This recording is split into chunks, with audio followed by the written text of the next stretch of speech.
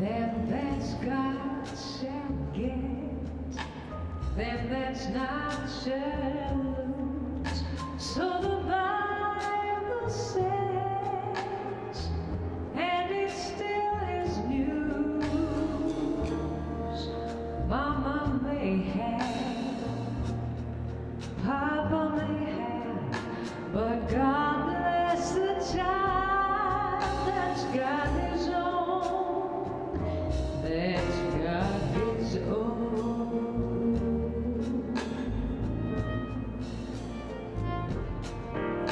Yes, the strong get small, while the weak ones fade.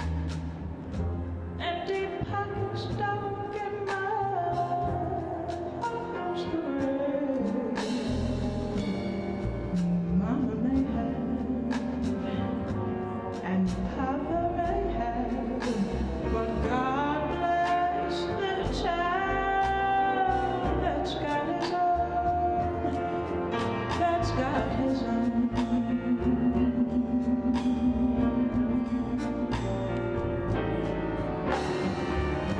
Money, you've got lots of friends.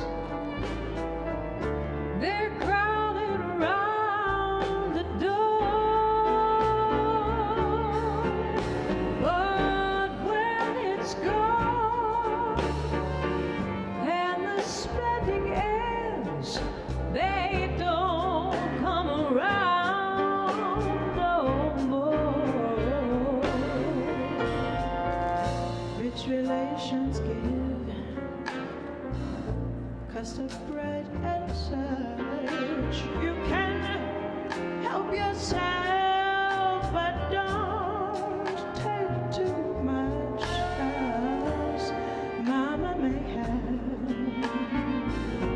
and Papa may have, but God bless the child that's got his own, that's got his own.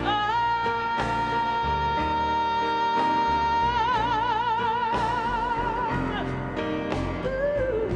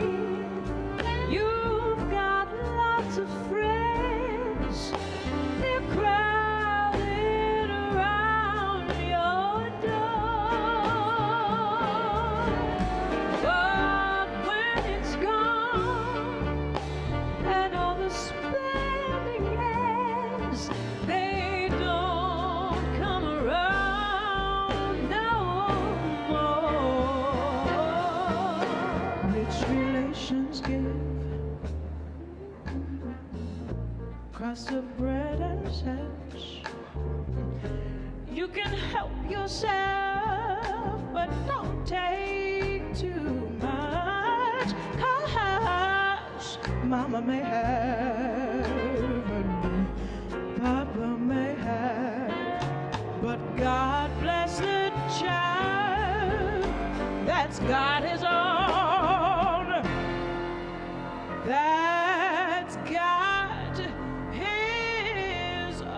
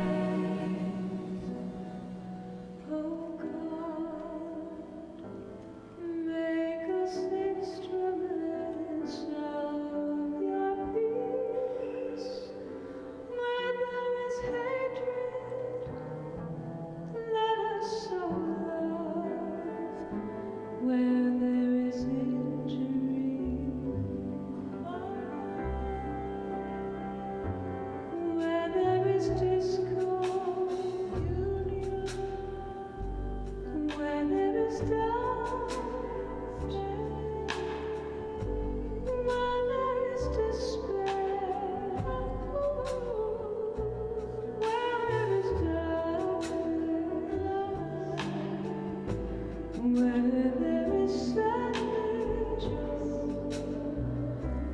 Oh God, make us instruments of your peace.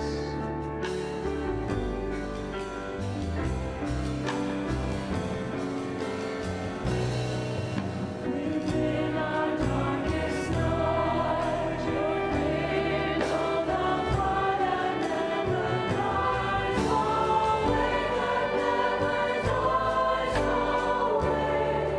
Within our darkest night, you kindle the fire that never dies away, that never dies away.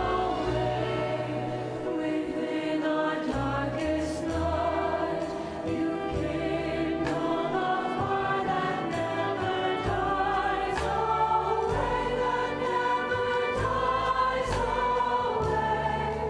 Within our darkest night, you kindle the fire that never dies away, that never dies away.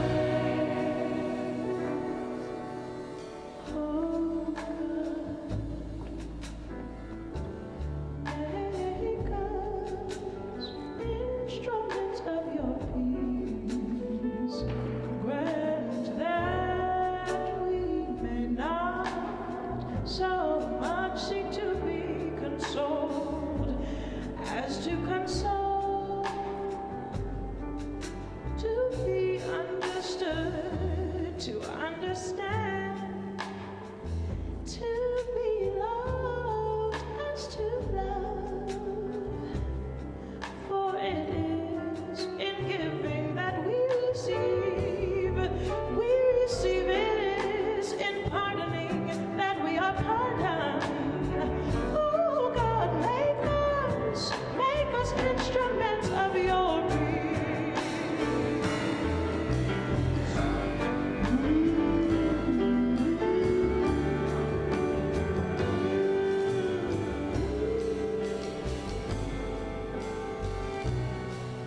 Within our darkest night, you kindle the fire that never dies away, that never dies away.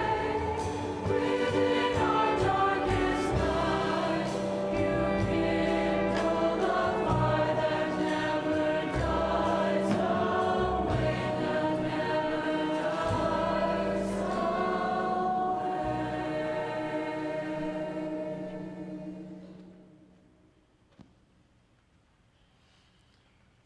Good evening.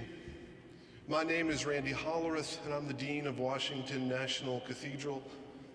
And on behalf of all of us who are fortunate enough to serve at this cathedral, we welcome you. Whether you've come from very far away or very close by, we are glad that you are here tonight, and we are honored to host this event. We come with sadness as we grieve so much loss of life, so much senseless death, so much needless suffering.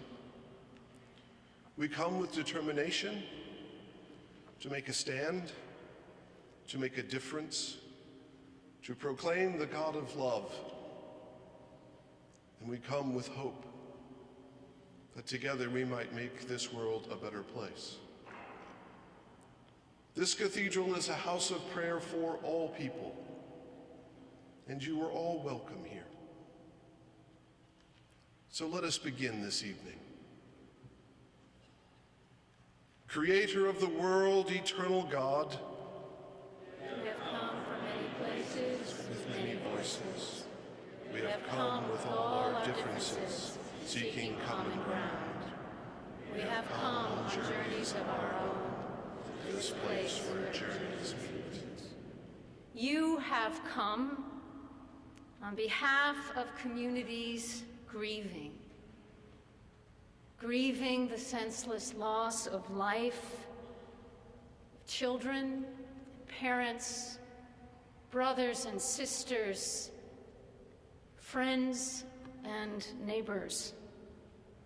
You have come to collectively say, enough is enough. You have come representing a nation that has grown weary of the excuses made and the platitudes offered that do not result in the kind of change that is needed in our laws. And you have come, summoned by young people whose older generations have failed them.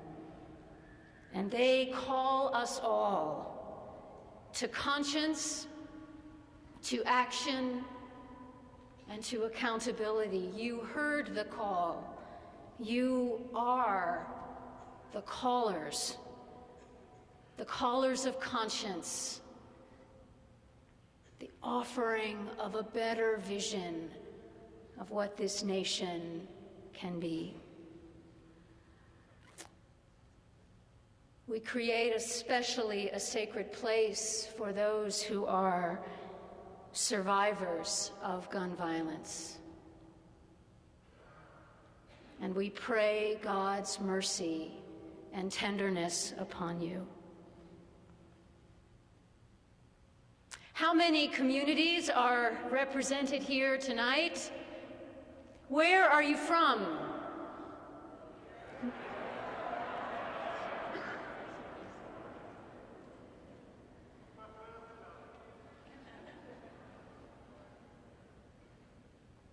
Welcome.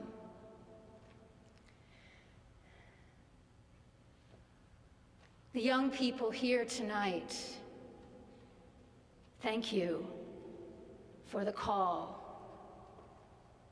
We strive to be worthy of what you evoke and demand from us all.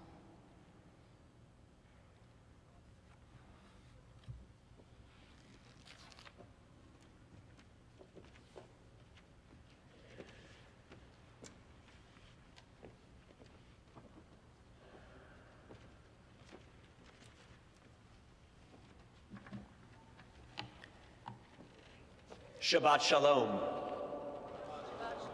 I'm Rabbi Jonah Dov Pesner, the director of the Religious Action Center of Reform Judaism, the largest denomination in Jewish life.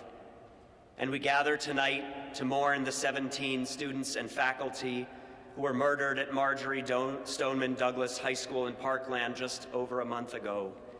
And we hold also with those who are killed in Columbine and Sandy Hook and Orlando and Charleston and Las Vegas and Sutherland Springs and in so many more communities across our blood-soaked nation. May all their memories be for a blessing. Students, this nation's adults, we have failed you. We have failed to stop the gun violence that threatens your schools and plagues your neighborhoods. We have failed to protect the 40 children who will be shot in this country today. And we have failed the 96 people who will be killed by a gun today.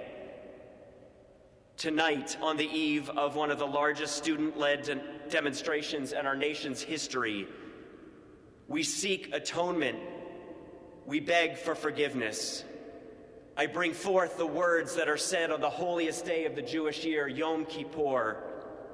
Al chet shechatanu lefanecha, for the sins we have committed before you, we seek atonement. Al chet shechatanu lefanecha, for allowing the United States to become awash in assault weapons and schools to become scenes of bloodshed. Al chet shechatanu lefanecha, for the sin of letting assault weapons ban expire in Congress. Al chet shechatanu lefanecha, for the sin of allowing guns to be bought and sold at gun shows and over the internet without a background check. Al chet shechatanu lefanecha, for electing a generation of politicians who massacre after massacre stand with the NRA instead of those who are dying in our streets and our schools. Al chet shechatanu lefanecha, for being understandably outraged by a mass shooting in an affluent majority white community, but being all too silent when children of color are murdered every day. Shlach lanu. Forgive us. Humbly, we come together in shared purpose, committed to do better because this time is different, because our children are leading us.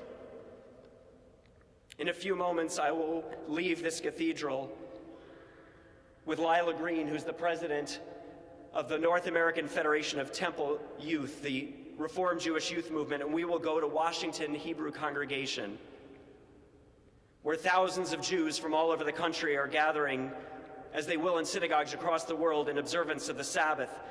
But the students will be leading our service, and they will lead us in saying, enough is enough. On this Shabbat, this holy day of the Sabbath, we say the prayer, Hashkivenu Adonai Eloheinu l'shalom, v'ha'amidenu malkeinu l'chaim. Help us to lie down in peace, O Holy One, our God, and raise us up to life renewed. Young people, our students, you are giving us the hope that we will have a world redeemed and renewed. God bless you, God keep you, and bring all of us, all of God's children, a Sabbath of peace. Shabbat Shalom.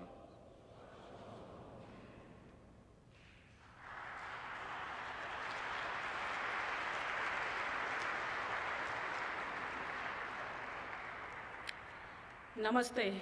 I am Richa from Chinmay Mission, a representative of Hindu faith. In this time, peace is of utmost importance, so I'm going to recite a peace prayer from the Hindu scriptures and then give the meaning.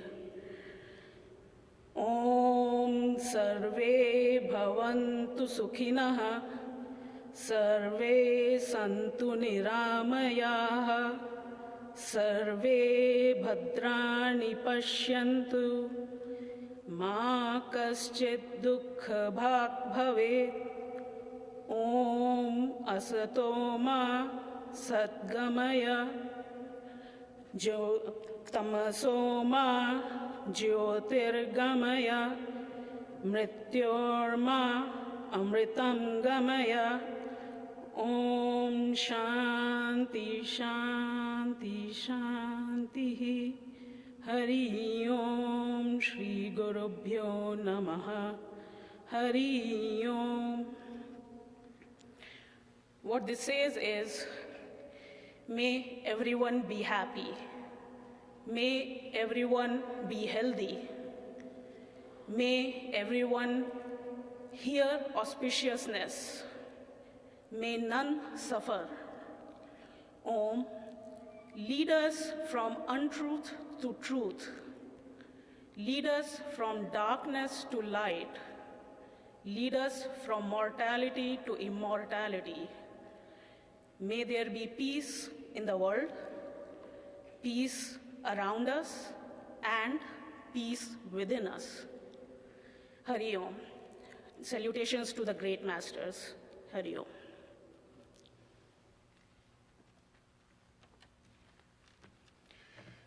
Good evening. My name is Bill Aiken. I'm with the Soka Gakkai Buddhist community, and I represent the Buddhist faith here tonight. I'm going to begin by reciting the title of the Lotus Sutra in Japanese, and this embodies also for us the very Dharma, or the great principle of life itself.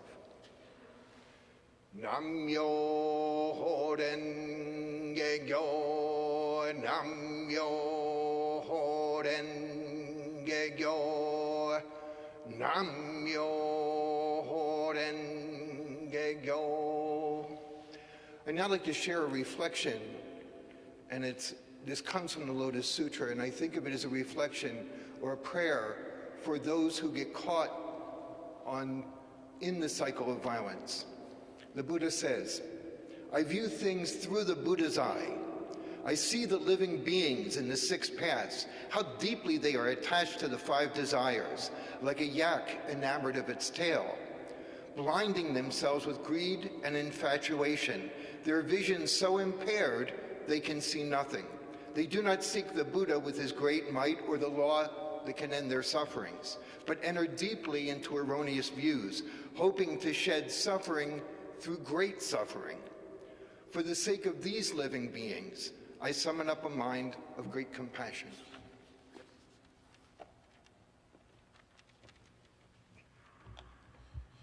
Good evening. My name is Reverend Thomas Bowen. I'm the Rector of Mayor Muriel Bowser's Office of Religious Affairs and a Minister of Social Justice at the Shiloh Baptist Church of Washington.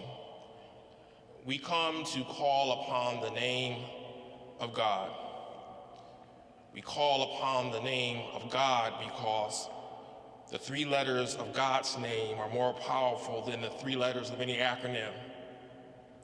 We call upon God now not because of the things that we have done, but because of the things that we have left undone, and because of the blood that cries out God's name from the ground. That blood begs us to pray. We come because our children tire of adults telling them or saying that you ought to train up a child in the way that he or she should go. For our children give us the response, then we must go that way ourselves. We pray because we need God to move us from the comfortable and convenient perch of thoughts and prayers to the higher branch of policy and change, to rescue us from our romance and idolization of guns and violence, and increase our love for our neighbors until it matches the love that we have for ourselves. We come as a community, as a people, as people of faith, because as Malty Babcock has said, we are not here to play, to dream, or to drift. We've got work to do and loads to lift. Shun not the struggle, 'tis God's gift. Be strong. We come not with our children looking up to us, but with us looking up to our children.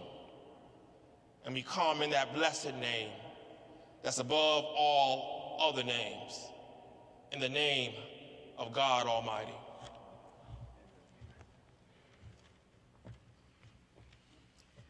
Bismillahirrahmanirrahim. Good evening.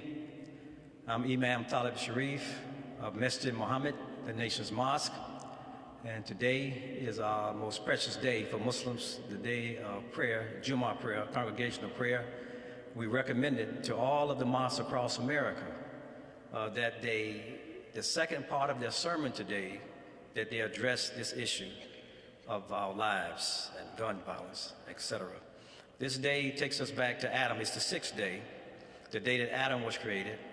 And it reminds us when Adam was created, he didn't have an ethnic identity, a national identity, a racial identity. He was human.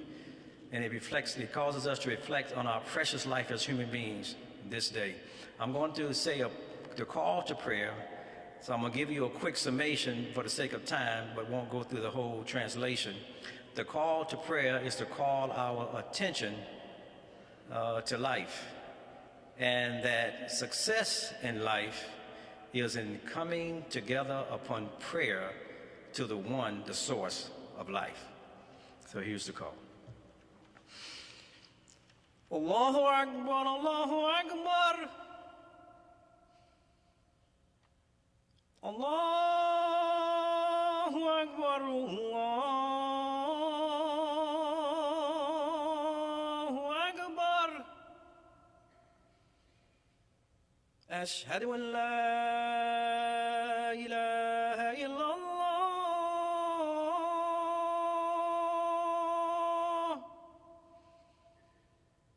Ashhadu an la ilaha illallah.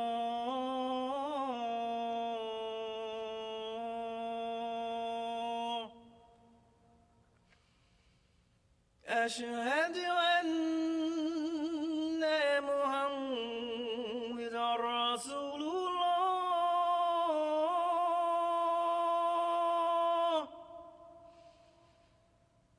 أشهد أن محمد رسول الله.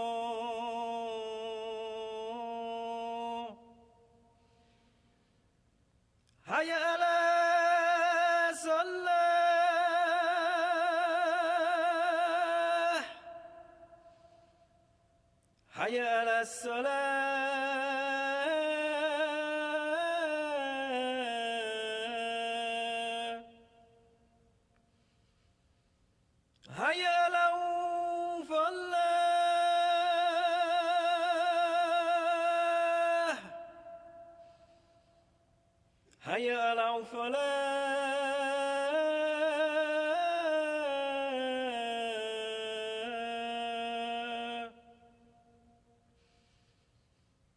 الله أكبر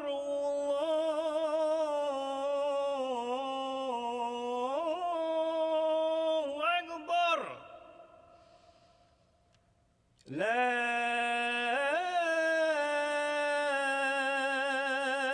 إله إلا الله.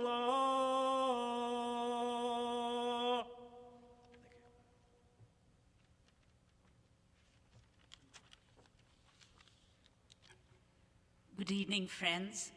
My name is Harsharan Kaur, and I'm from the Sikh faith from the Guru Nanak Foundation of America, Silver Spring, Maryland.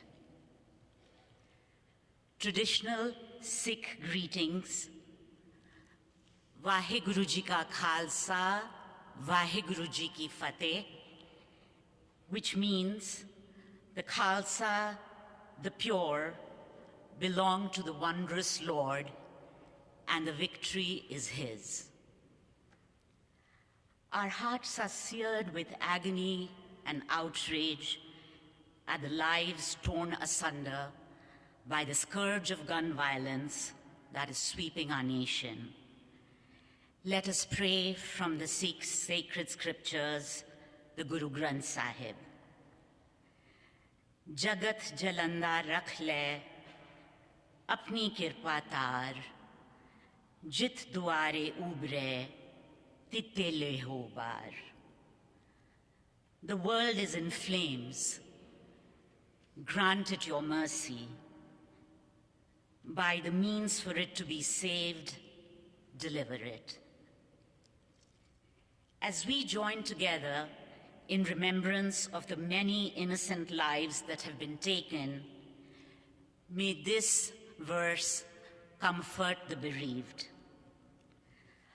Ardas suni datar, hoi sist tar, levo kant lagaye, apda sabhar, nanak naam dhyaye, prab ka safal kar.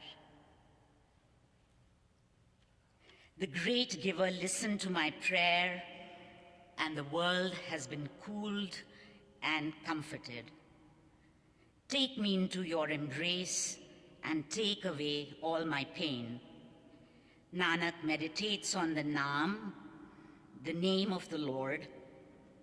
The house of God is fruitful.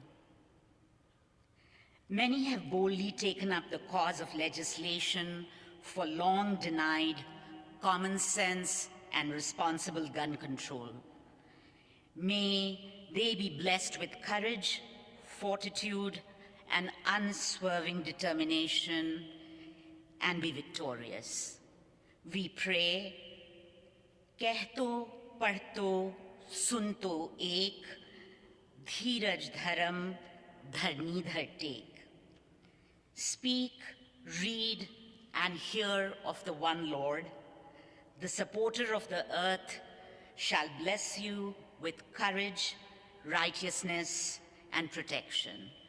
Vaheguru Ji ka Khalsa, Vaheguru Ji ki Fateh.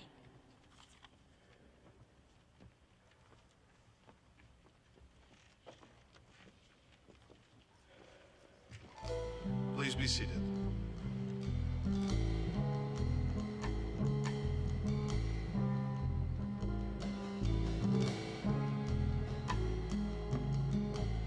People I almost gave up holding on, watching us give into our fears.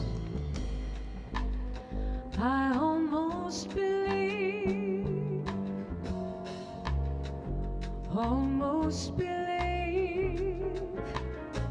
oh, the world is helpless sorrow.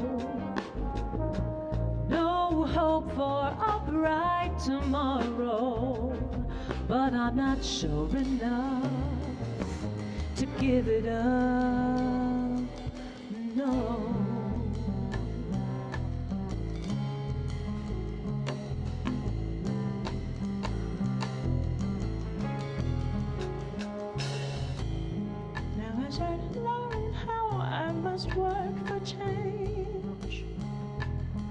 I nearly cave in from the weight.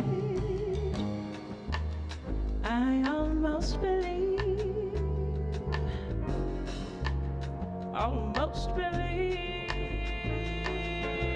all the sorrows will consume me. Peace among men I never can see, but I'm not sure enough to give it up. I'll keep faith, like so many souls who won't be drowned by evil in the world. I have faith in mankind, that we can guide our choices towards a healthy world in time, to ease our minds, for only harder work through time can change men's minds. I know if we make some small changes now, we'll heal ourselves some way,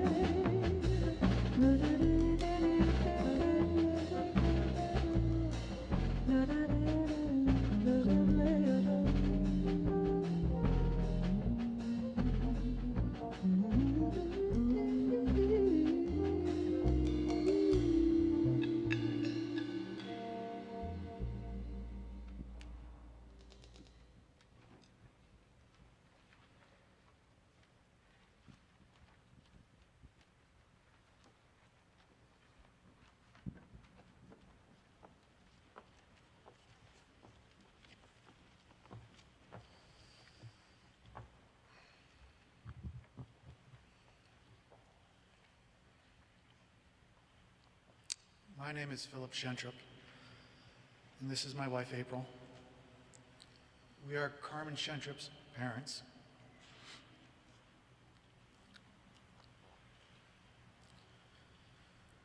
Carmen was murdered at Marjorie Stoneman Douglas High School on Valentine's Day, 1 week before her 17th birthday.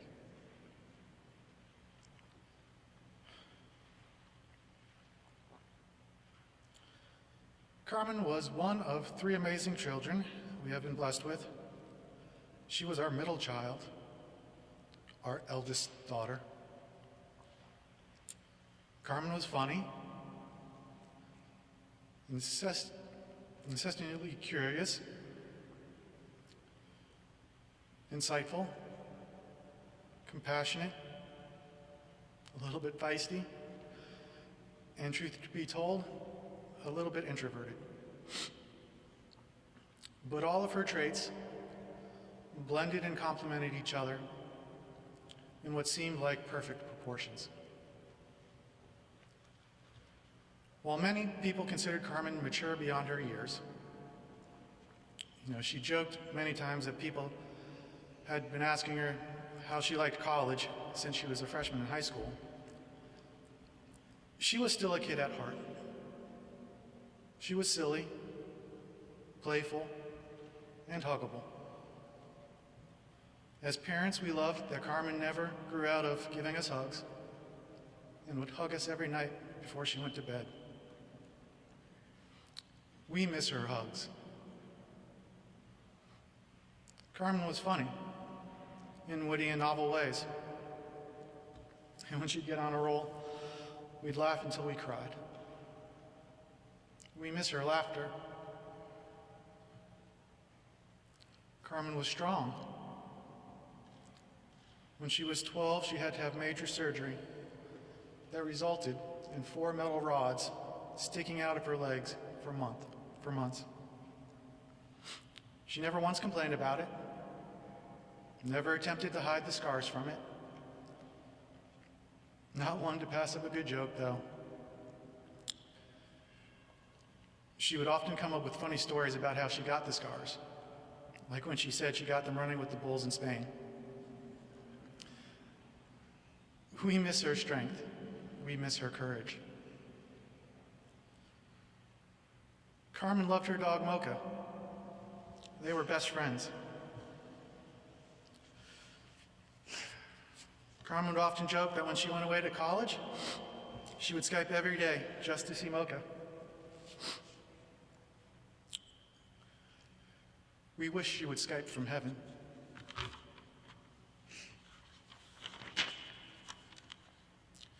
Carmen loved a good story and devoured books. She routinely read over 100 a year. Like most teenagers, she also enjoyed TVs and movies. We miss her stories. Carmen was artistic and loved music.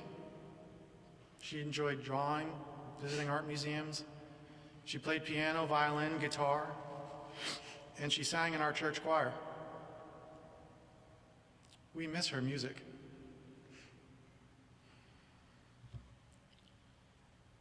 Carmen was a dreamer. A couple years ago, she dreamt of visiting Germany. So she spent a year teaching herself German. Last year, she planned her vacation from start to end and played the role of translator and guide on vacation. We miss seeing her make her dreams come true. Carmen was dedicated and accomplished. As a student, she was quite literally a straight A student and a National Merit finalist. Although Carmen never knew that.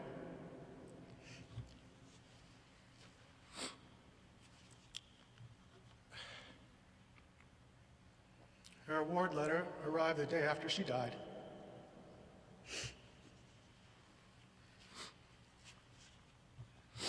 Carmen was accepted into the University of Florida honors program and was waiting to hear back from the University of Washington as well. She was exuberant to begin her college experience and wanted to become a medical scientist so that she could discover the cure for ALS. She was going to change the world.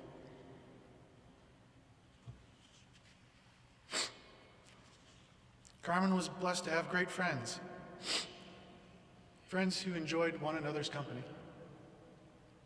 and stayed true to themselves. The kind of friends that in our family's hour of need scoured local hospitals searching for our daughter and stayed with us until our worst fears were confirmed.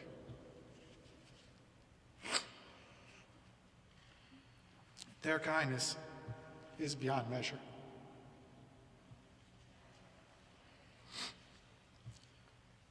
Carmen was on a journey of discovery, running a race against time to see how much of the world she could discover. She couldn't have known how little time she had.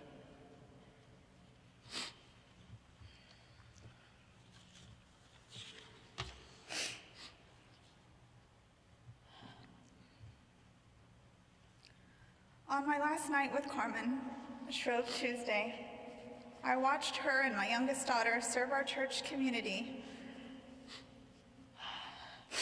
a hearty, fat supper, along with other members of the youth group. I saw Carmen, president of the youth group, facilitating behind the scenes and assisting in the kitchen, all to ensure everything was ready and all guests had more than enough pancakes and sausages to enjoy. Afterwards, she came home to complete a poem for her AP English Literature and Composition class, a sonnet that she wrote about me and for me. Even though she was instructed not to show it to the person intended until after it was shared in class the following day, she felt compelled to show me that night.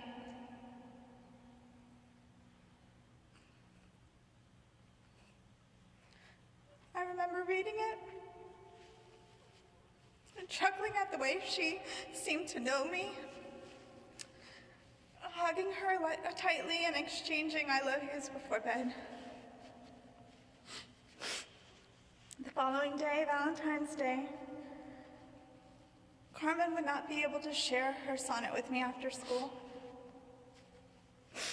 Instead, she was gunned down in a hail of bullets from an assault rifle, along with 16 other beloved students and teachers. 17 more students were also shot but survived. Hundreds of students and staff witnessed that massacre. Thousands more would be forever changed by those 5 minutes of incomprehensible evil. Millions of hearts broke.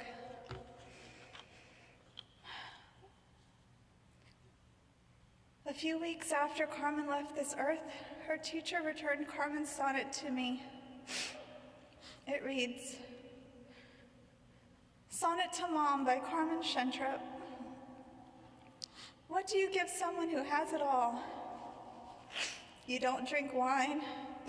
I can't afford taking you out to dine. You rarely enjoy shopping at the mall, and your shoe collection is by no means small. When it comes to makeup, well, you just borrow mine. And Dad already bought you the entire Amazon Echo line. The question of what to get you is driving me up the wall.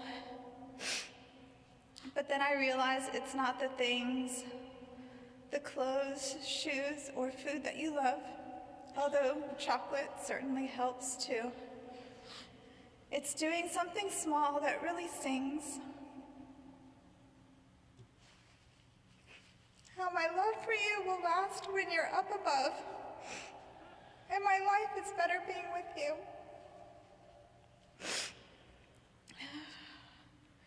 In this poem written the day before her death, Carmen understood that parents are supposed to go up above before their children, and love is the greatest gift.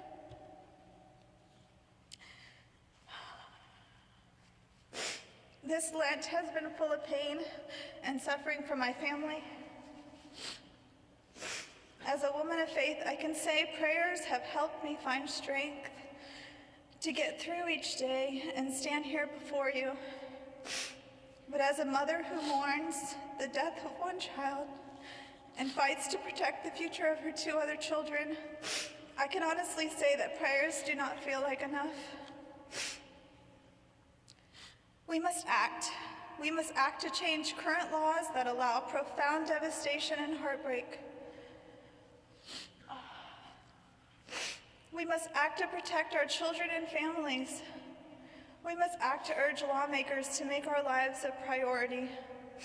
We must act with responsible businesses to promote safer communities. We must act to reclaim our democracy and vote out those in office that continue to put guns before people.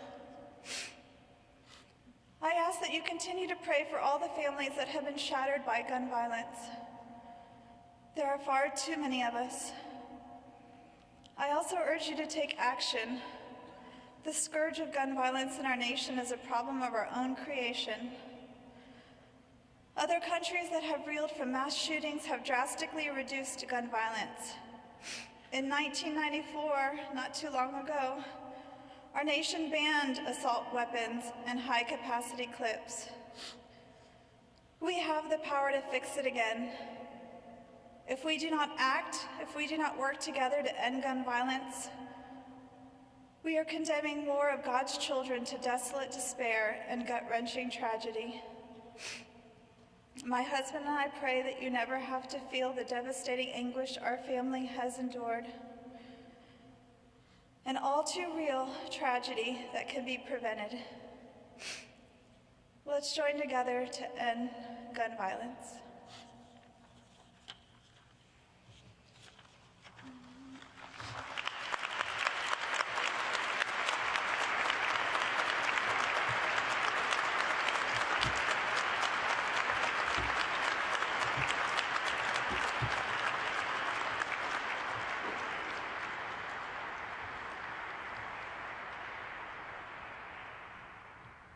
Good evening, all. My name is Russell Corbin. I'm a member of the Washington Ethical Society, and I'm a junior at Richard Montgomery High School in Maryland. I'm also a citizen of this country who cares about the safety of our students in our schools. When I first heard of the tragic act of gun violence that occurred in a high school in Florida, I thought, not another one. These tragedies should not be a monthly event or even a frequent headline in the news. And yet, we had another one with another death in Tuesday, just this past Tuesday in Maryland. Our schools should be a peaceful place of learning, socializing, and we students deserve to feel safe every day. After these events, I feel sorrowful, frightened, frustrated, and tired. It strikes me just how much I have in common with the 14 teenagers who passed away at Parkland, along with hundreds of other students killed in similar school shootings in the past. Many of us are stressing about our Spanish quizzes or our next math exam. We're working hard to balance our academic, social, and athletic lives. And we're all looking ahead to our futures with great hope and aspiration. Unfortunately, those students who lost their lives in mass shootings and those who even more often get caught up in the crosshairs of gang and drug-related gun violence won't have the futures they'd always hoped for, while I'm able to continue to attend school and work towards my dreams. It's just a roll of the dice, but it shouldn't be. For the first time, those who are most affected by the epidemic of gun violence in schools are taking the lead to bring common sense protections that the people of this country want. The students are organizing and protesting and demanding action be taken now to end this bloodshed.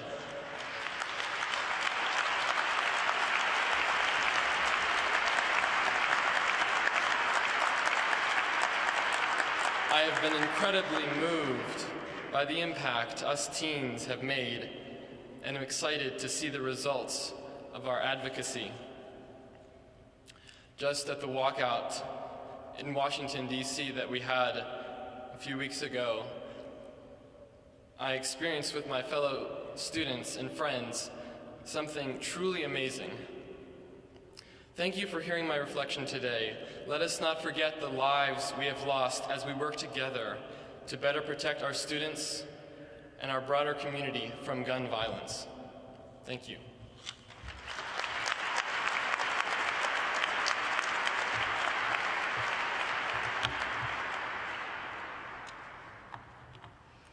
Good evening. I am Reverend Ava Schlesinger. I'm a clinical social worker and interfaith minister working with the survivor team at Everytown for gun safety. I spent the day with a group of Parkland students who were truly as spectacular as we have been hearing. And for the last 20 years, I've been listening to stories of childhood.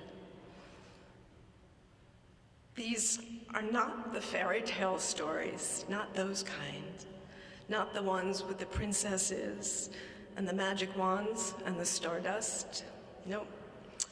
These are the ones with the monsters and the villains and the shadowy shapes that creep up the corners of the walls at night. These are the stories of childhood trauma. Children experience trauma when they don't feel safe physically or emotionally. In order to become healthy grown-ups, children need two things. They need to feel safe, and they need to feel loved. We have a contract with our children to provide this, but this contract has been broken. All forms of gun violence, interpersonal violence, and abuse have broken this contract. Neglect, the stress of poverty, the destructive consequences of racism, marginalization, and bias have broken this contract. Nelson Mandela said there can be no keener revelation of a society's soul than the way in which it treats its children. If that's true, what does it say about us? What does it say about our society's soul? Far too many children in our care see and hear and feel things children aren't supposed to ever experience. I deeply, deeply believe this happens when we, the adults in charge, have fallen asleep. The Parkland kids have forced us, through sheer will, to rise out of our slumbering, dormant, and hibernating state. They are owning and using their privilege to poke the dragon.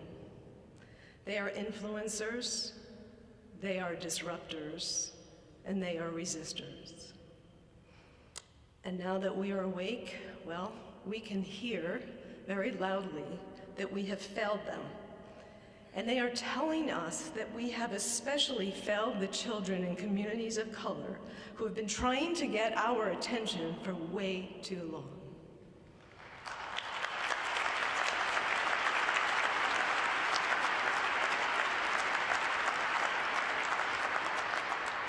It takes courage and commitment to stay awake. It is far, far easier for you to turn your heads, to close your eyes, to fall back asleep. But we must stay awake, and I'm begging you tonight to stay awake. It's my call to action. It's our call to action. Our children are leading us at this moment. They are being brave and they are being vulnerable. In order for their efforts to be sustainable, we must have their backs. The kind of systemic, holistic change they are demanding and deserving requires that we show up. And we have to show up with abundant love, with unconditional positive regard, and a non-negotiable commitment to finally end the violence. We can do better. We must do better. And in closing, I offer us all a prayer for our children. Mother, Father, God, bless us, guide us, teach us. Fill our broken hearts with the abundant love and faith we need to sustain us. May your light, our prayers, and hard work manifest a nation where all of our precious children, the black children, the brown children, the beige children, the white children, live free of violence. Where our children's greatest effort is to focus on laughing more, on creating more, and loving more and more and more. And together we say amen.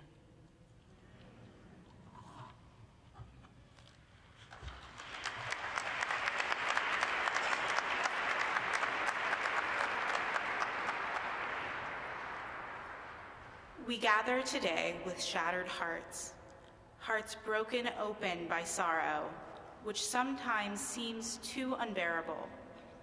We know far too well the trauma and grief of losing a loved one to gun violence. We came to this place to raise our voices for the victims who are so near and dear to us. We are mothers and fathers, sisters and brothers, friends and neighbors who have had the knock at the door in the middle of the night or the phone call in the early morning hours.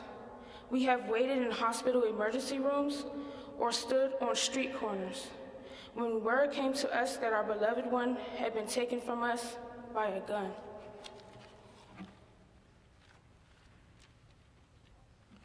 For so many here tonight, for too many, so many other places, for all of us, gun violence is not some distant issue that is debated in theory. Gun violence is a reality that has altered our families forever. It has taken our cherished children. It has taken parents, brothers, and sisters. It has separated us from the love of our lives. It has left a hole in our hearts that feels too deep to fill.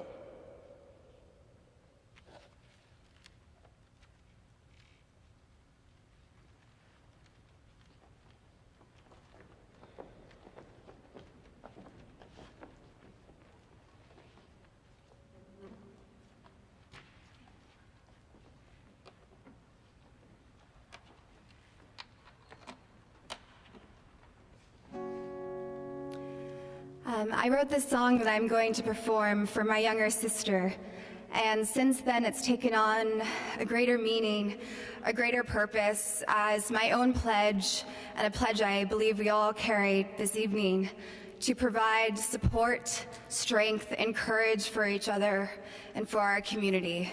So I feel very honored to be able to debut this song here tonight with you, and it's called Heart Be Brave.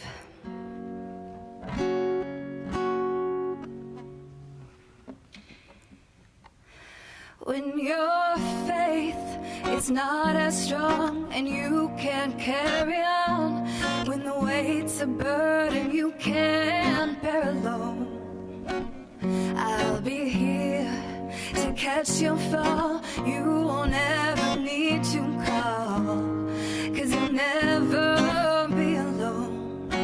So keep no fear in your heart. I'll be here to keep you strong through all the things kept unknown. A friend like me will be the one to tell you, heart be brave, heart be bold. You can move mountains when the road gets long, when you're standing in the eye of a storm. Heart be brave, heart be bold.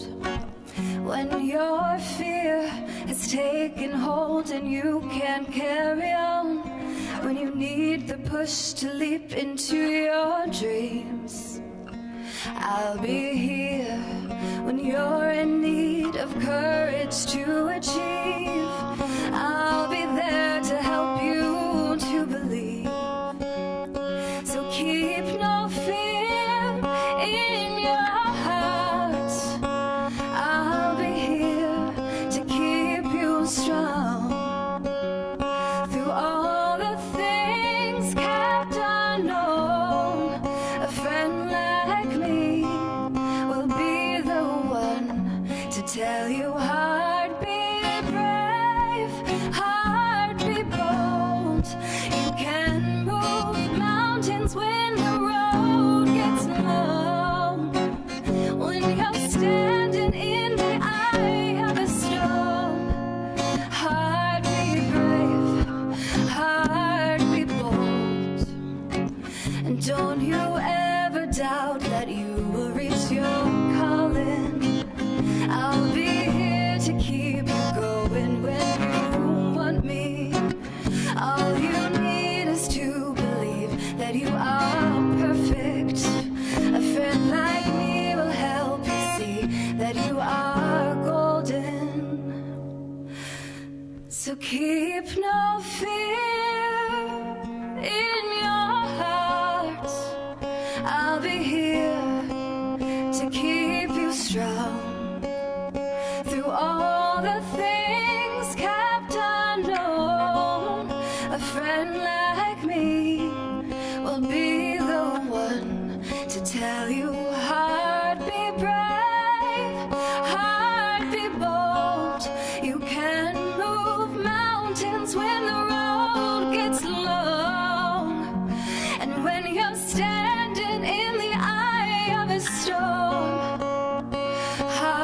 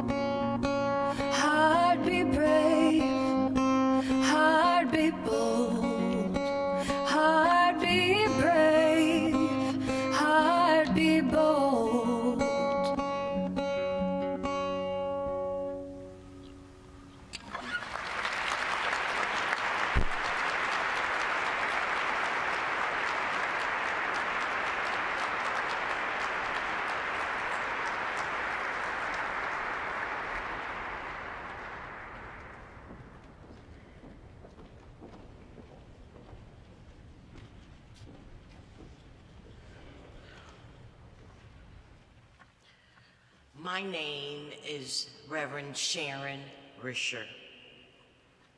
On June 17, 2015, my normal world came crashing down.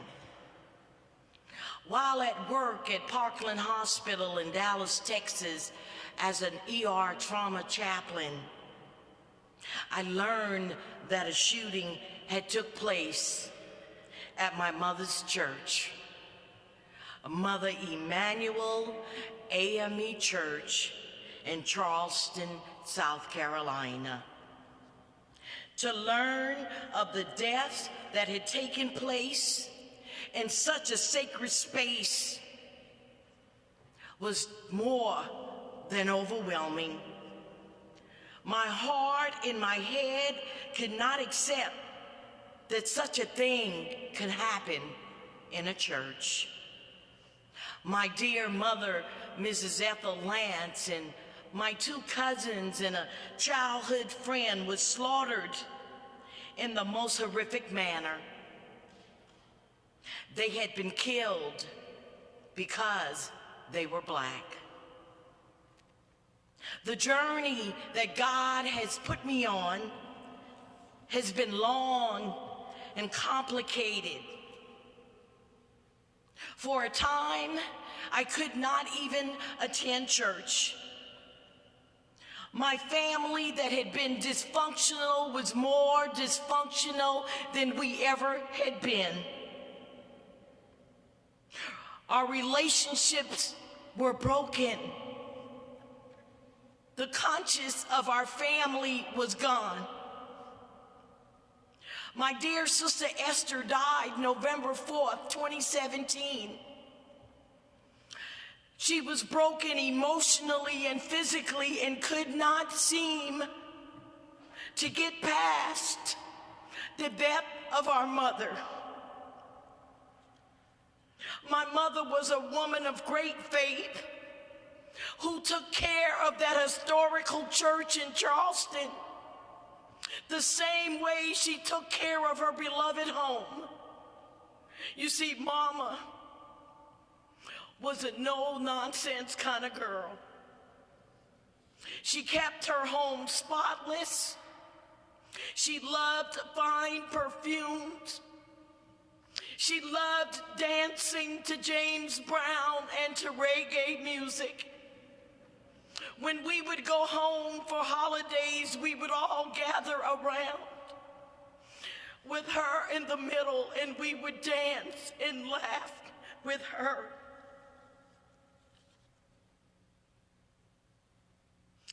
My life and the lives of those 8 other families in Charleston won't ever be the same. But tonight, I want you to know that because of my faith and because of God's grace and God's mercy, I am able to stand here tonight to plead with you and advocate for common sense gun laws. I don't want anybody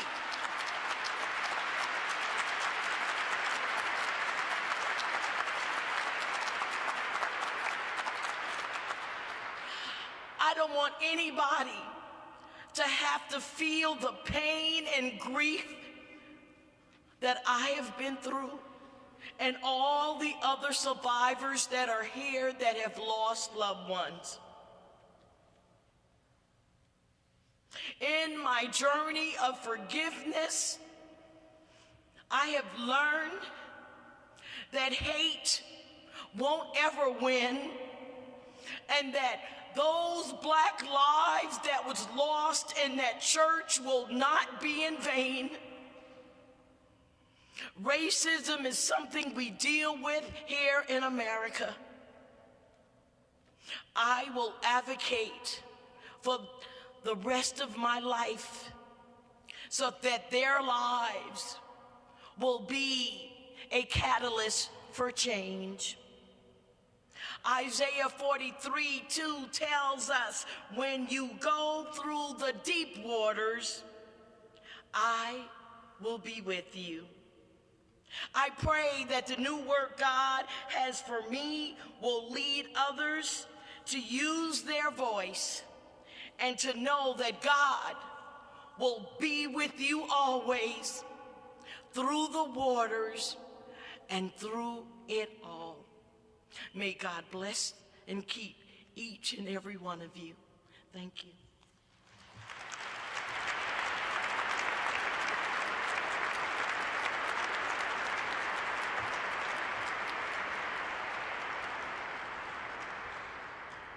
My beautiful, precious Jordan, a young black male killed for simply playing his music too loudly in his car with his friends. I remember our warm summer nights. Jordan would roll down the windows of our car and play his music loudly. You see, Jordan was my sidekick. And he was always in the front seat of the passenger car, front passenger seat of the car as we sang the old Temptation song, My Girl. And boy, did we sing it off key.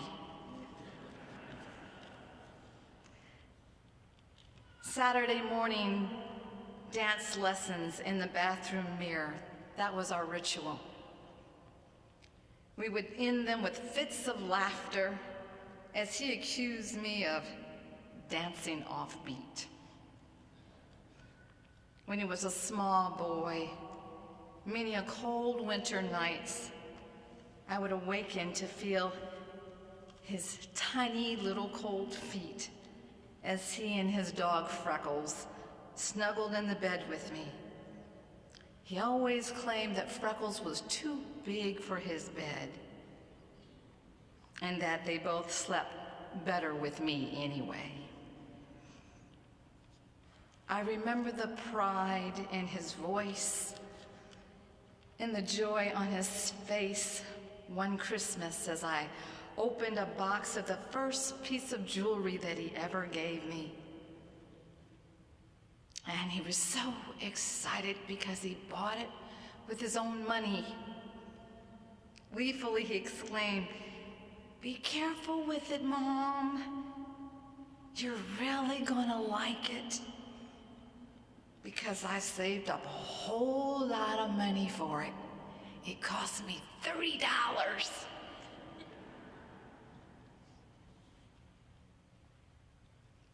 I hold dear in my heart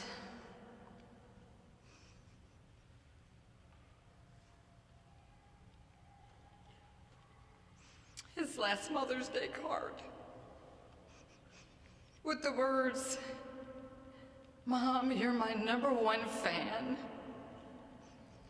You love me no matter what, and you always have my back.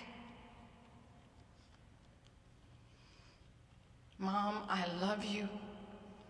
You're the greatest mom ever.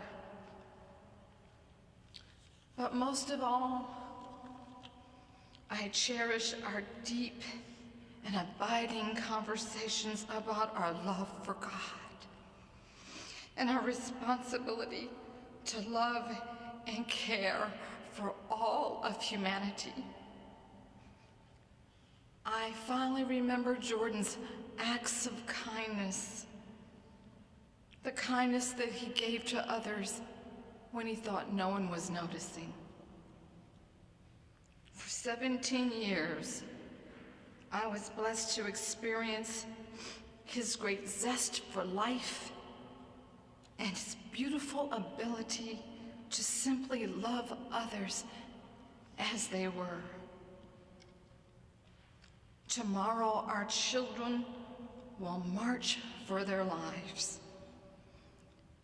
They will march for their right to live in a world that frees them from the bondages and tragedy of unnecessary gun violence. And we will be right there with them. I will be right there beside them, supporting them, embracing them, and loving them every step of the way. Dr. Martin Luther King Jr. once said, "Faith is taking the first step, even when you don't even see the entire staircase." So, as a surrogate mother to the children that will walk and march tomorrow, as a surrogate mother and faith to them, I will be with you. In faith, Jordan will be with you. We are marching with you as you are marching for all of our lives.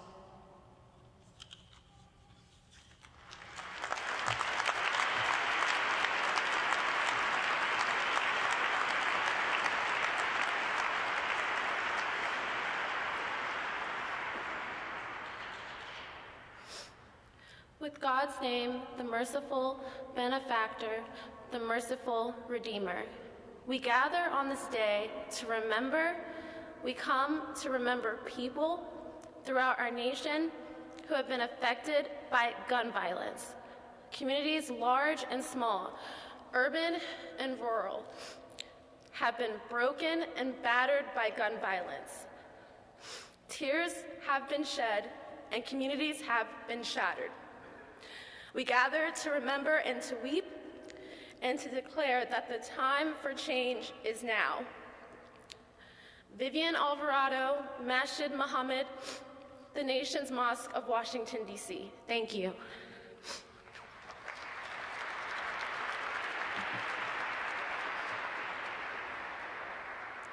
We gather to remember and to stand in solidarity with survivors and to declare our support for those who still struggle in the face of such trauma and grief.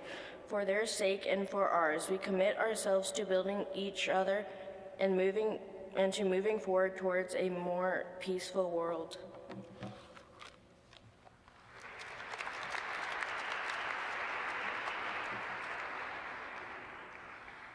We come here this evening to affirm that we are connected by an inescapable network of mutuality and tied in a single garment of destiny. And whatever affects one directly affects all indirectly. It does not matter how large the city or how small the town. Trauma and sorrow claim far too many of our citizens. For too long, the tears of frightened children, the cries of inconsolable parents, and the weariness of long-suffering neighborhoods have been ignored. We declare on this day that our nation must turn from this path of fear and destruction. With all who join us in cities and towns across this land, we here this night proclaim together in one voice. From so many heartbreaks comes forth a united commitment to go into the streets of our cities and towns and promote a way of peace and well-being for people. With compassion sewn from the threads of sadness and horror, we will mend a nation tattered by gun violence and weave a cloth of hope and peace.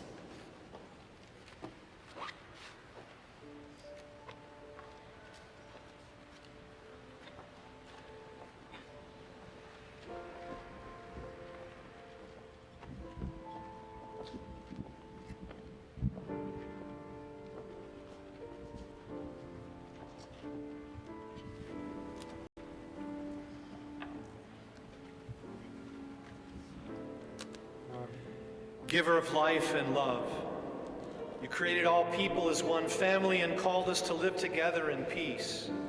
Surround us with your love as we face again the tragedy of gun violence. For the children and adults who were killed, the many who were wounded and hospitalized, the traumatized, grieving survivors, and those known to you alone,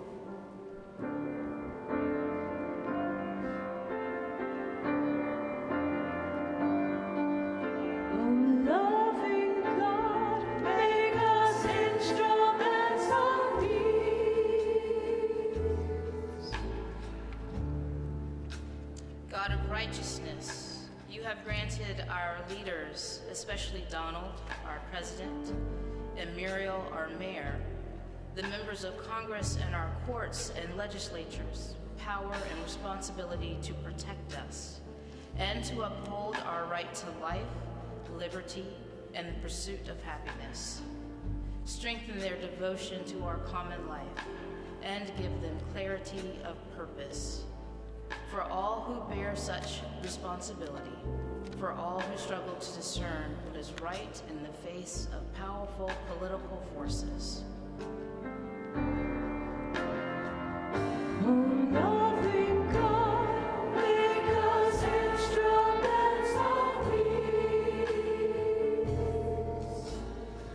God of compassion, we give you thanks for first responders, police officers, firefighters, EMTs, and all those whose duties bring them to the streets, the schools, the malls, and the homes where the carnage of gun violence takes place every day.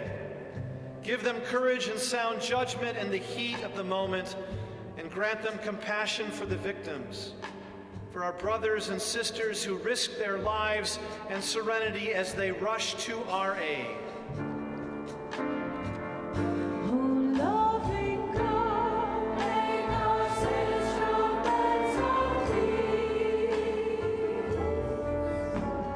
Merciful God, bind up the wounds of all who suffer from gun violence, those maimed and disfigured, those left alone and grieving, and those who struggle to get through one more day. Bless them with your presence and help them find hope. For all whose lives are forever changed and broken by the scourge of gun violence.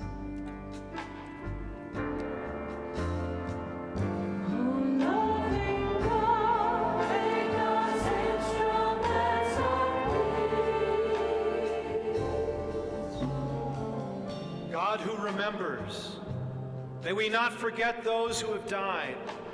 More than 30,000 in the past year, the gun violence that we have allowed to become routine. Receive them into your hearts and comfort us with your promise of eternal love and care. For all who have died, those who die today, and those who will die tomorrow.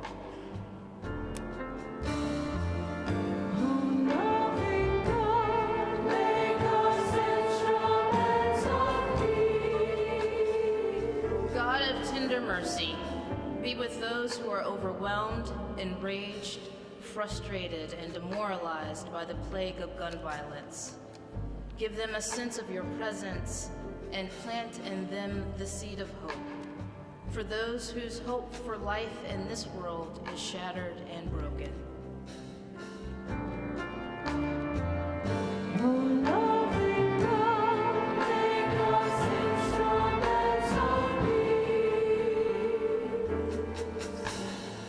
God of justice, help us, your church, your synagogue, your temple, your masjid, find our voice. Turn us from the worship of power.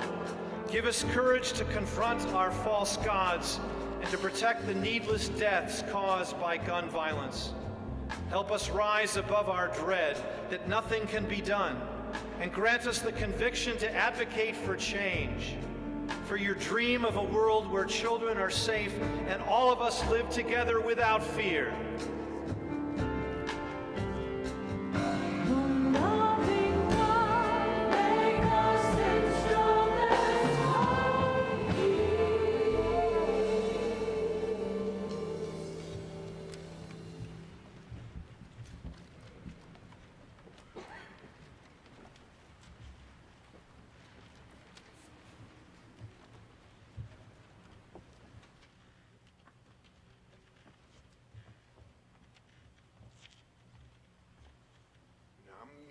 God.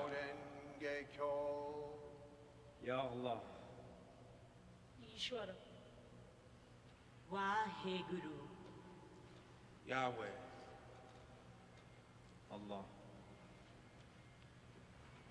We come from across this nation, from north, south, east, and west in sorrow. We remember and pray for those who have died due to gun violence. Grant peace to those we love, but see no longer.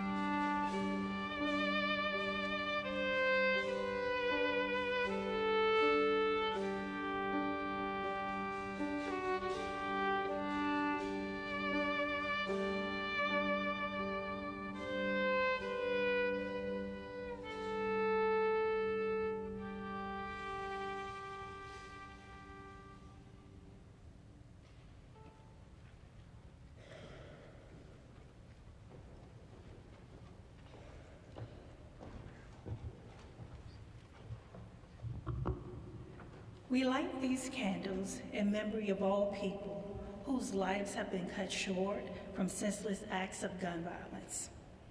Though these candles will only burn for a time, the light and love that they bring into their world will remain strong forever. We light these candles to represent our hope as we face the future. Although our lives have been marked by pain and loss, and although pain will remain, we hope for a future that also has joy and happiness. We light these candles to represent the peace that we seek in our lives. May we find comfort and solace in the midst of our pain. May the light remind us of the perseverance of the human spirit.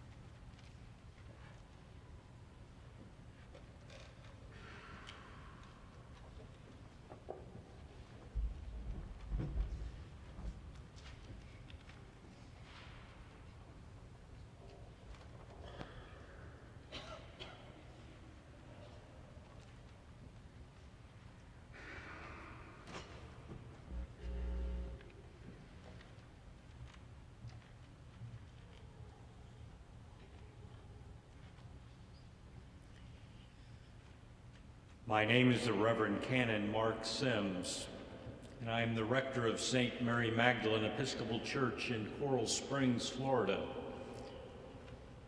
a neighboring community of Parkland. My wife, Gail, and over 100 people from our diocese are here tonight to be with the Schentrup family and all of you. We are here for the Schentrup family, and we are here to remember most especially Carmen Schentrup, one of our parishioners, one of the students killed at Douglas High School.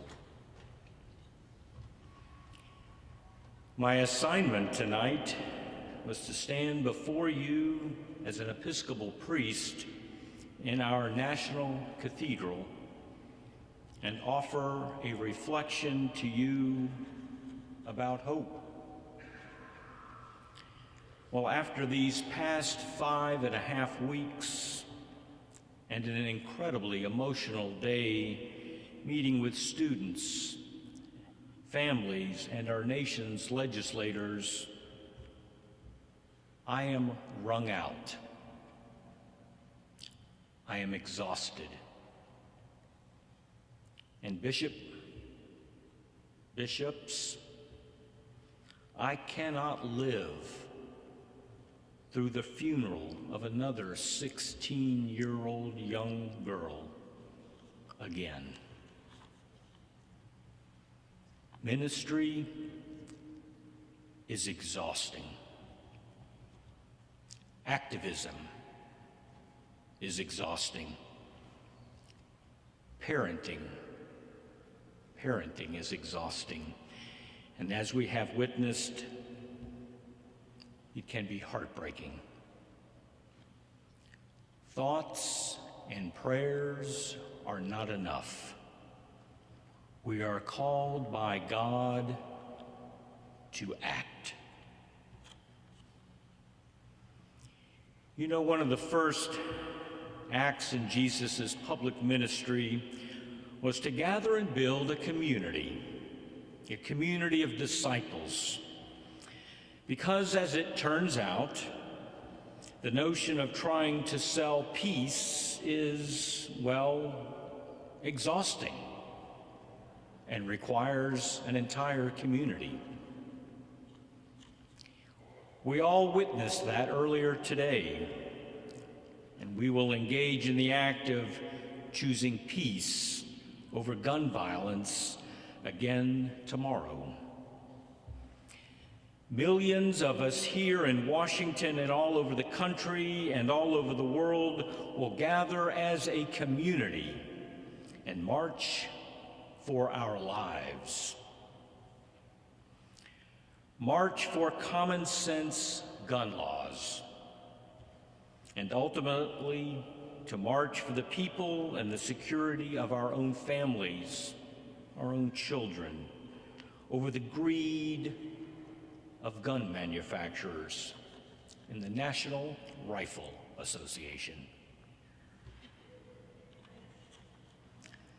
Last week, right here in this cathedral, a lector stood in perhaps this very same spot and read from the prophet Jeremiah, who told his people then that God intended to make a new covenant with a new generation, because the previous generation had broken the old covenant, the old pact. Well, I am part of that previous generation, and I am here to tell you, the younger, the new generation, that we have let you down. We have failed you. And I believe that we have failed God and our faith as well. I believe, like Jeremiah, that gathered as a community, that God is about to make a new covenant with a new generation who understands what it means to have the law written on your hearts this time, instead of wrapped up in a distorted understanding of a Second Amendment.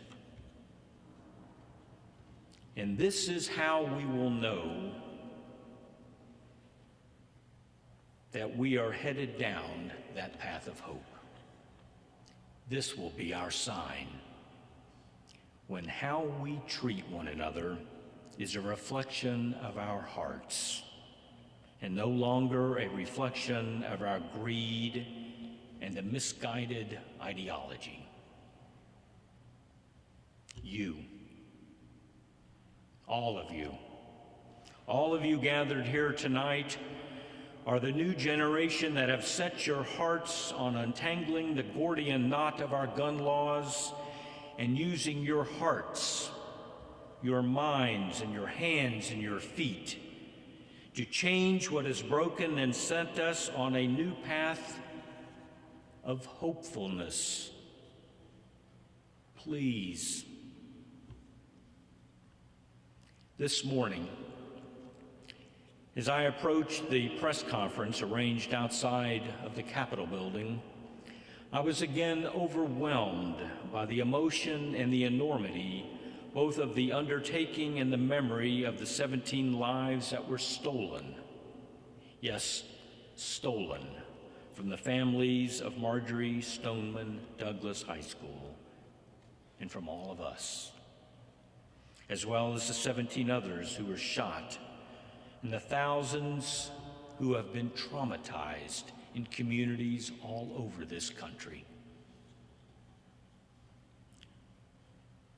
We are not yet all okay, and I have been asked that many times. We are not okay, and we have a lot of healing to do. As many of us were gathered in the large Senate conference room in the Hart Building this morning, we heard words of inspiration from Congresswoman Gabby Giffords and her husband, Mark. We were greeted by former Vice President Joe Biden.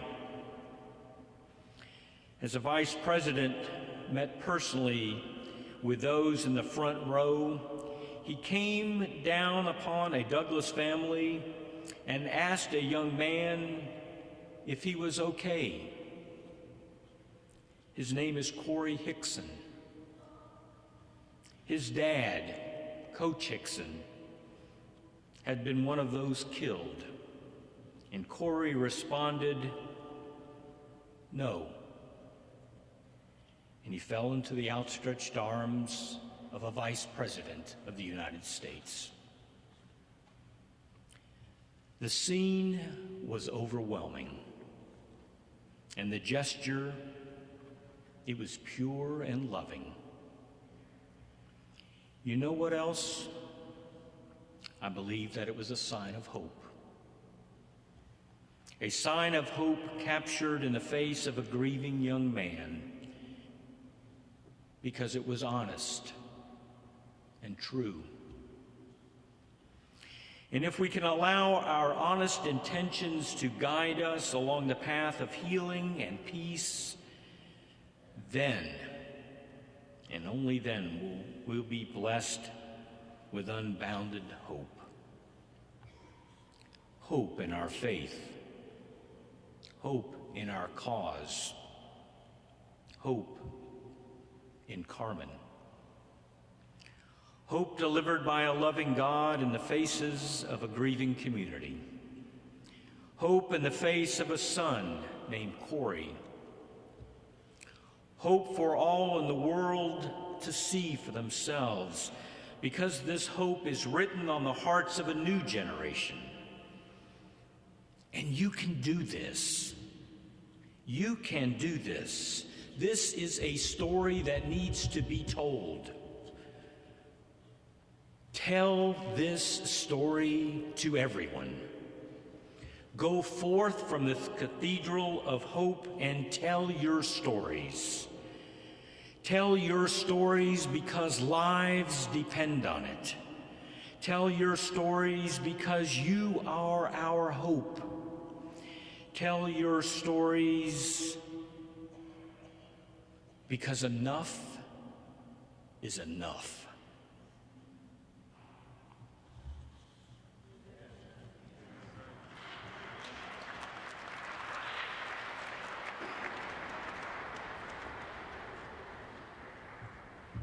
Assalamu alaikum, brothers and sisters.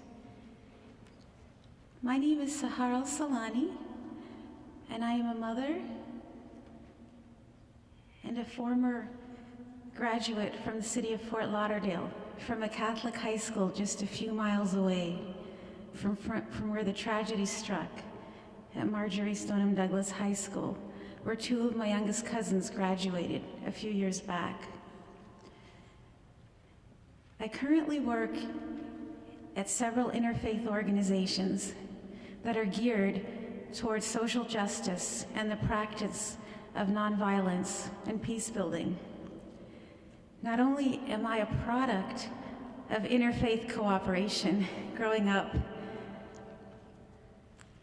but what we work on every day in the community that we live in is to work and study how all of our scriptures are roadmaps to justice and peace and harmony and salvation in the greater world, and how we use those principles to live our daily lives, to ensure the dignity and the sanctity of human life and the potential for all human beings to flourish. But what is the catalyst to most of the violence that we counter every day in our peace building is the ego and the paradox of self-loathing. And some of the hardest struggles that we fight to attain in the outside world. In my tradition, we call it the jihad, when you strive to find balance and attain righteousness for every human being, and to fight oppression and to liberate all injustices. But the most important jihad is the jihad for someone's own soul, to fight any internalized oppression.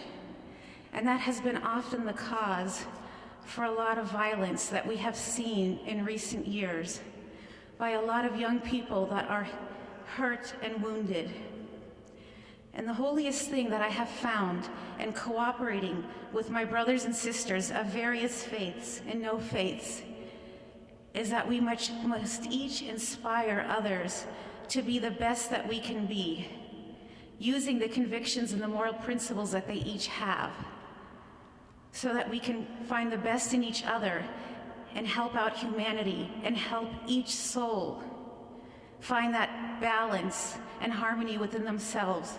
For only once we help them with that can we even begin to think about cooperation for the greater good.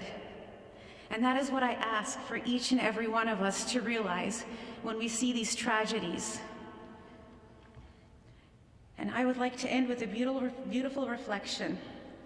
Although we find ourselves in a broken world, a world in which hurting people far too often hurt other people, we come longing for healing. We gather to pray for peace. Not only that, but we also come pledging to reverse the conditions that have produced such violence and destructive behavior that have torn at the fabric of our families and communities. And we pledge to our young children, our future leaders, that we will help them reach their full potential by all means necessary. God bless you all.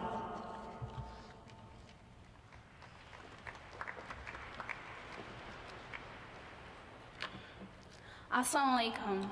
May God's peace and blessings be with everyone here this evening. My name is Magdalene, and I am one of the voices of hope for tonight. My hope for the future is a world in which all human beings can live up to their full potential, the potential of excellence and greatness that the all-glorious Creator intended them to be. A human state of Khalifa, or earth ruler, where women, men, and children have the courage and resources to truly be the change they wish to see in the world.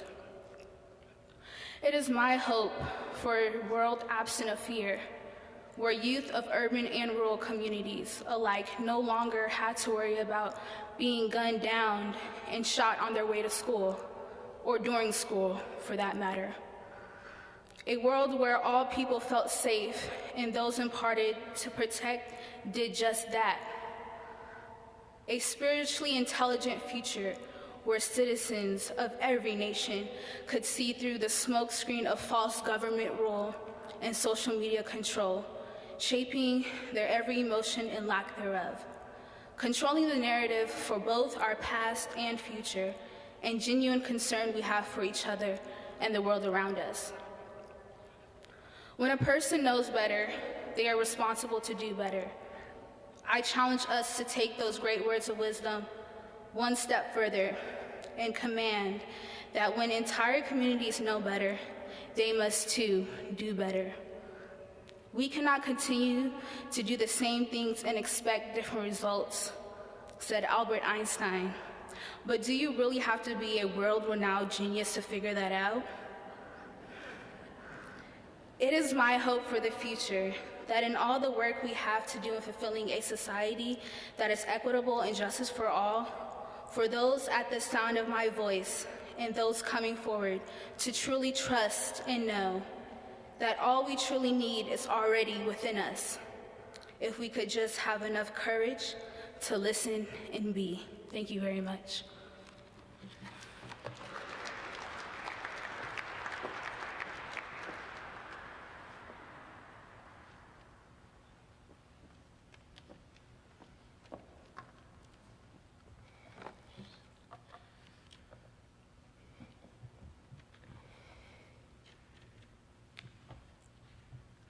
Gun violence affects all of us.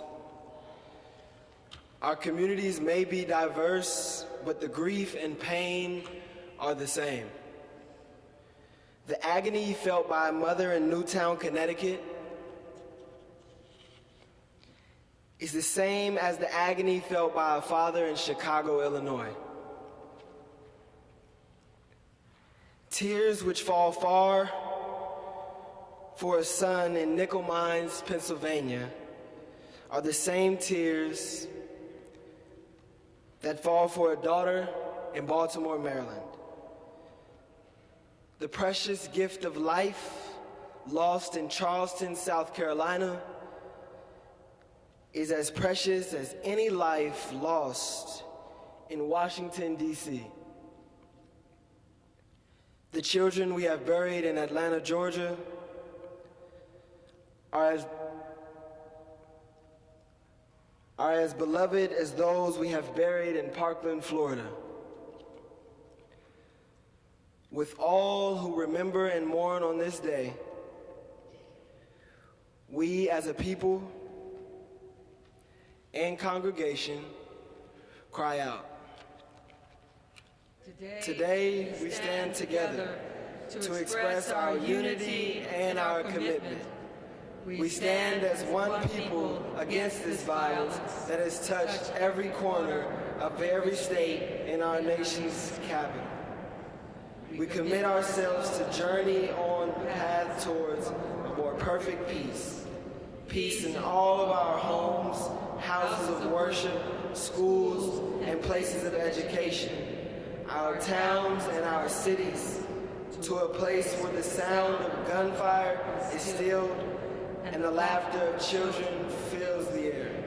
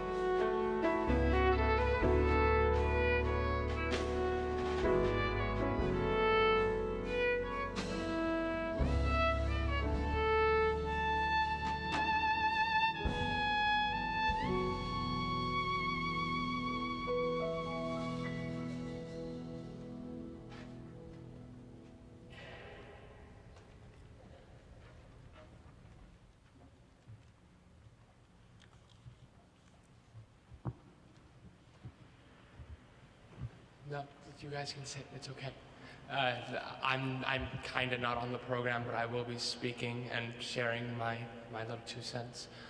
My name is Diego Pfeiffer, and right now I am a Never Again student activist. But before that, I was a normal MSD high school senior who had regular problems like worrying about college auditions for musical theater. And I had a really good friend in that time. And I know a lot of it has been said about her, but I have a story that I feel like the world and her family should definitely know. So back then, I failed a friend of mine, and her name was Carmen Chuntrap. And we played in orchestra together for most of our high school career. And we were going for a competition. We were going to play a duet, Mozart's duet for 2 violins. And she practiced for months on end for it, and I thought that I was adept at music and I would just learn it in the week and then play it with her that weekend, that Saturday. The music was much harder than I thought it would be, and I definitely, that week I spent the most time on the violin I poured my heart into those strings. But that Saturday, when we were going to play, I got really sick, and I wasn't able to make it to our competition. And she had to go on that stage and get judged by the judges without me, without her second violin. Now, that Monday, when we returned to school, I was ready. I had a box of chocolates that I knew that she would forgive me for.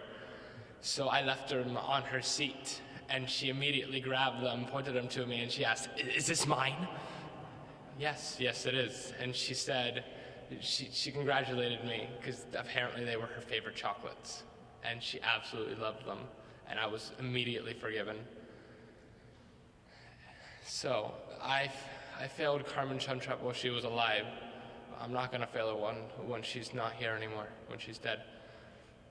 Because now in my AP literature class, I sit next to an empty seat. I sit next to a black hole that sucks the life out of the classroom a little bit more every time. It's taboo. No one can sit in it. It just stays empty as if waiting for her return. So I thank you all for coming to support and to share our grief here. Before we march, we have to come together as a family, regardless if you're red or blue or whatever belief that you have. We're here to commemorate what everybody else can agree on, to remember those that we've lost. Today, I pray first and foremost for our safety, the right that we're actually fighting for tomorrow and forever. For my friends and my newfound family that has come here to meet us at this tremendous occasion, I pray for those of today. Next, I pray for those of yesterday, those whose voices have been silenced and whose spirits will be with us forever and ever and always. May they stay in our hearts, and may we live on and move forward in memory of them. And finally, I pray for tomorrow, March 24th, when we march and plead for our lives, when we move forward to our politicians and ask them and plead to them for our safety in our schools and in our nightclubs and in our churches. March 25th, when the world shakes at the change to come, when everybody registers to vote, everybody goes out there and works on their local elections, where we stand and our actions become our words. And March 26th, and all the rest of the tomorrows.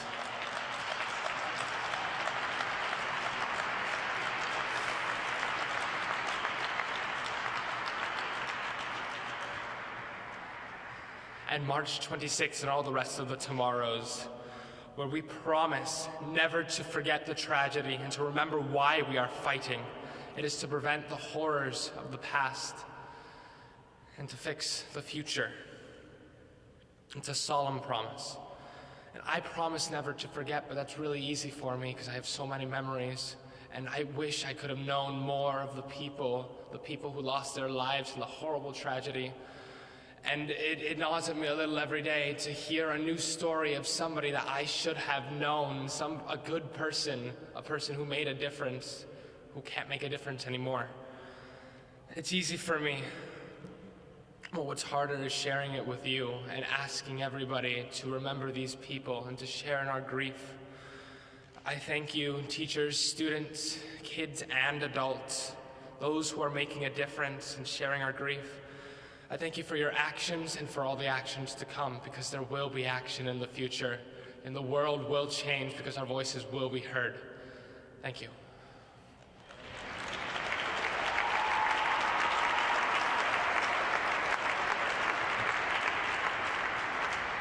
You should probably rise now.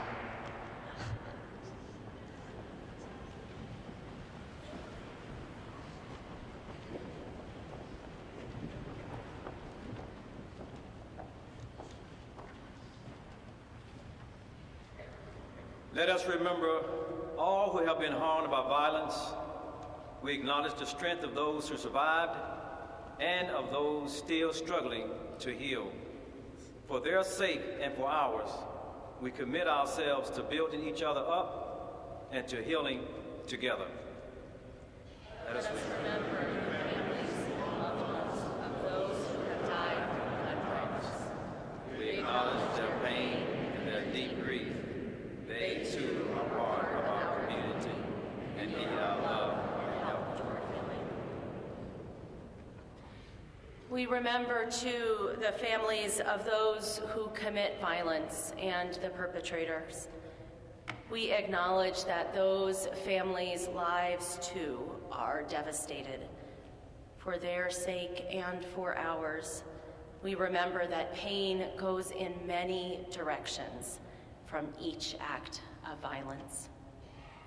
We will stand up to violence. We stand together, expressing our unity, our connection to each other and to the divine, our hope for healing and for transformation. Let the spirit of our Creator move towards us. Help us to transform and heal our communities, and let us begin by transforming ourselves.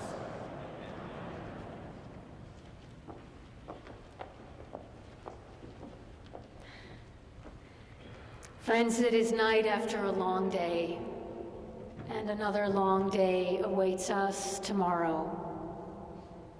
But never forget that for this hour we have been called. Never forget that one day stories will be told of the people who rose up to ensure that the scourge of gun violence would leave this land. And you are those ones. And together, we seek the blessing of God Almighty, who inspires us, renews us, strengthens and heals us, and sends us out now to be holy hands and feet marching for the future God prefers. Amen.